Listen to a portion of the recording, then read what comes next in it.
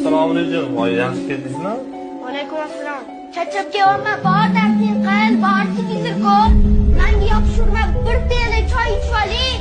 Men ham odamman, o'ynab kelmayapman. Sanlarni o'qiyapman. Kech ishlab kelyapman. Men telefon o'ynab tur.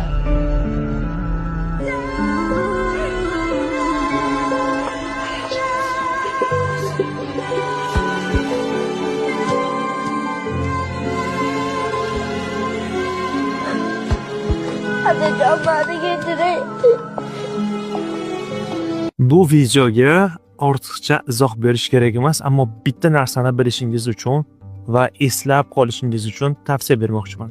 Siz uchun ahamiyatsiz bo'lgan bolaga qilgan munosabatingiz ular uchun juda ham og'riq berishi mumkin va bu og'riq esa ularda bir umr saqlanib qolishi mumkin. Hatto farzandlaringizni ham bittasiga ko'proq e'tibor berishingiz ikkinchisini ko'ngli og'rishiga sabab bo'ladi. Bu esa o'zini keraksizdek, o'zini ortiqchadek his qilishiga olib keladi.